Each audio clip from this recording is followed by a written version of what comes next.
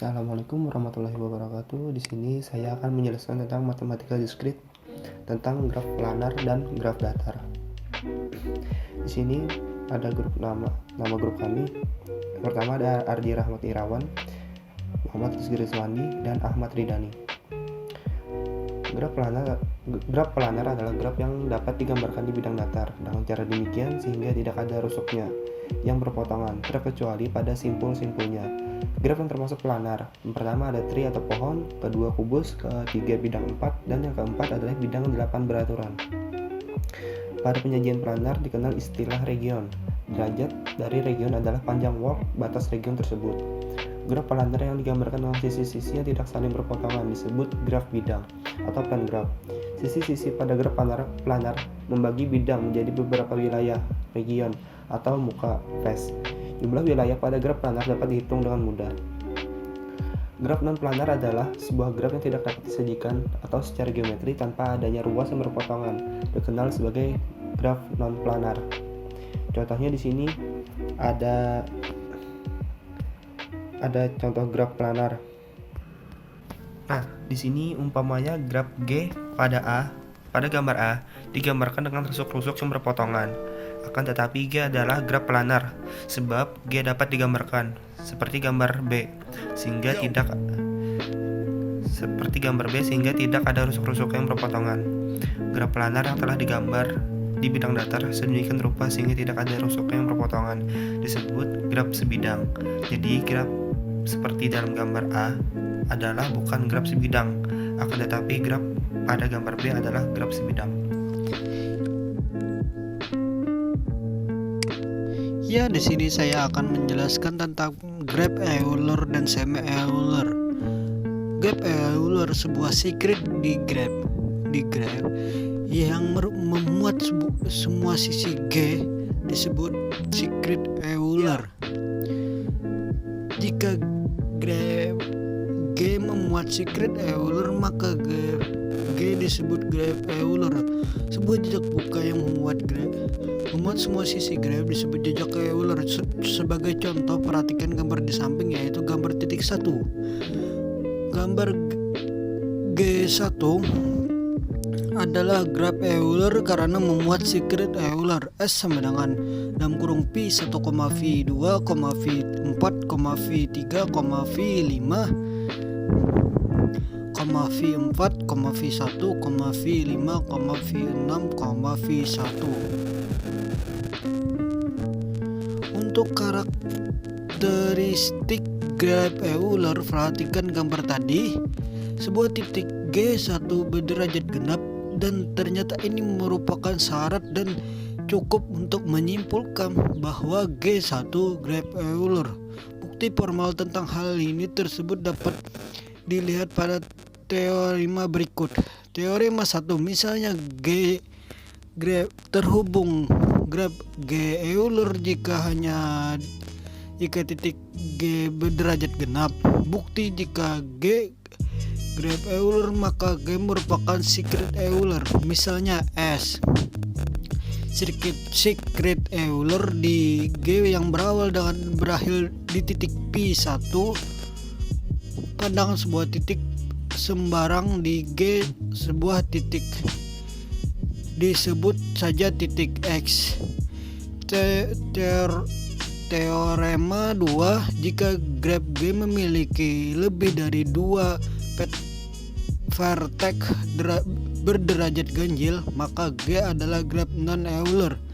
Teorema 3, sebuah graf terhubung adalah graf semi-Euler jika dan hanya jika memiliki tepat 2 vertex yang berderajat ganjil. Teorema 4, graf berarah G memiliki secret Euler jika dan hanya jika G berhubungan dan setiap simpul memiliki derajat masuk dan derajat keluar yang sama. Poin graf Euler, jika ada vertex yang berderajat 0, maka graf adalah graf tak terhubung dan tidak memiliki lintasan Euler dan secret Euler. 2. Jika semua vertex memiliki derajat genap, maka memiliki lintasan Euler dan secret Euler. 3. Jika terdapat 2 vertex yang memiliki derajat ganjil, maka memiliki lintasan Euler dan tidak memiliki secret Euler. 4. Jika terdapat lebih dari 2 vertex yang memiliki derajat ganjil, maka tidak memiliki lintasan Euler dan secretnya. Semi-Euler, sebuah jejak buka yang memuat sebuah sisi graph yang jejak Euler. Graph G, sebuah graph semi-Euler jika G memuat jejak Euler. Perhatikan gambar di samping graph G2. Gambar G2 adalah graph semi-Euler karena memuat jejak Euler buka J sama dengan V1, V2, V3, V4, V1, V3. Hal ini memuat karakteristik semi-Euler, misalkan G graph terhubung. Graph G semi-Euler jika dan hanya jika G memuat tepat 2 titik berderajat ganjil lebih jauh. Jejak Euler di G berawal di sebuah titik berderajat ganjil dan berakhir di sebuah titik berderajat ganjil yang lainnya. Bukti, jika G graph semi-Euler, maka G memuat jejak Euler buka.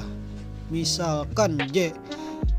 Jejak Euler buka di G yang berawal di titik U dan berakhir di titik V.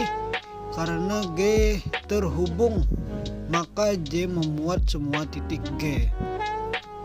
Poin semi-Euler, graph yang hanya memiliki lintasan Euler terbuka, merupakan graph semi-Euler. Oke, saya di sini akan menjelaskan tentang rumus dan ketaksamaan Euler. Apa sih itu rumus Euler? Sebelum itu saya akan menjelaskan tentang graph planar dan graph bidang, karena graph kedua ini sangat penting. Pertama yaitu graph dapat digambarkan pada bidang datar dengan sisi yang tidak saling memotong atau bersilang disebut graph planar.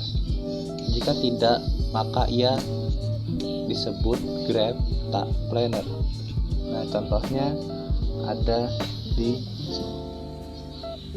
contoh graph tak planar, yang ini contoh graph planar. Selanjutnya saya akan menjelaskan juga lagi hubungkan antara jumlah simpul yaitu n, jumlah sisi E, dan jumlah wilayah F pada graf bidang. Nah, jadi rumusnya adalah N kurang E plus F sama dengan 2. Ada rumus Euler.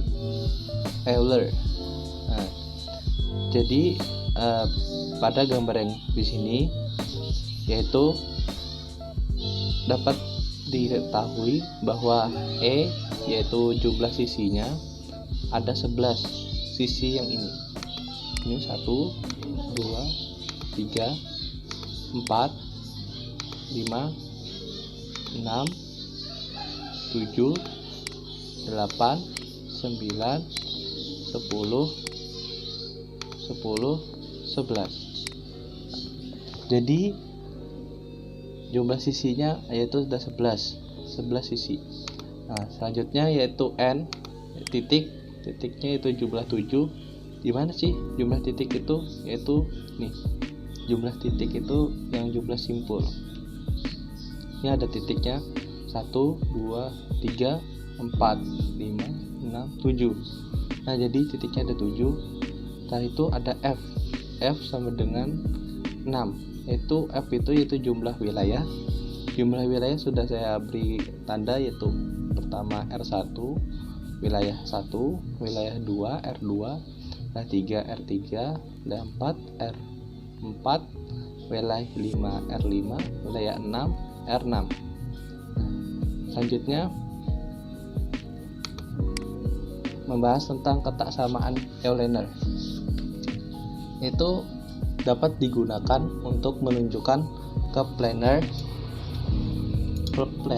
suatu graf sederhana. Kalau graf planar, maka ia memenuhi ketidaksamaan Euler. Sebaliknya, jika tidak planar, maka ketidaksamaan tersebut tidak terpenuhi. Rumus yang berlaku yaitu E kurang dari lebih dari sama dengan 3N kurang 6. Nah, perhatikan gambar yang di bawah. Ini kan ada K1 sama K2.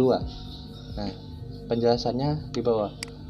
Selanjutnya, nah, pada K1 yaitu N-nya adalah 4. Nah, kita sudah tahu tadi N itu adalah jumlah simpul. Nah, jadi jumlah simpul yang di sini ada 4. 1, 2, 3, 4. Titik-titik ini adalah jumlah simpulnya. Nah, selanjutnya E sama dengan 6. Nah, 6 tuh yang pinggir sini. Nih, sisi ini.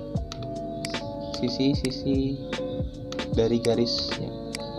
Selanjutnya memenuhi ketidaksamaan Euler karena kita balik ke rumusnya tadi, 6 E-nya 6 lebih dari kurang dari 6 kurang dari sama dengan 3 dalam kurung 4 tadi titiknya terus kurang 6. Jadi K1 adalah graf planar. Nah, selanjutnya ya graf kedua K2. Graf K2 N-nya yaitu 5, N titik yang ada sini adalah 5. Terus dari sisinya yaitu 10. Sisi-sisi ini, sisi bidang bentuknya yaitu 10. Tidak memenuhi syarat sebab 10 lebih dari sama dengan 3 plus 6 kurang 6. Nah, jadi K2 tidak planar. Saya akan menjelaskan yang K1. Kenapa jadi K1 tidak planar? Jadi kurang dari.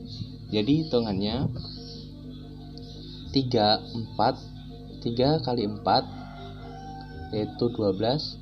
12 kurang 6. 12 kurang 6 jadinya 10.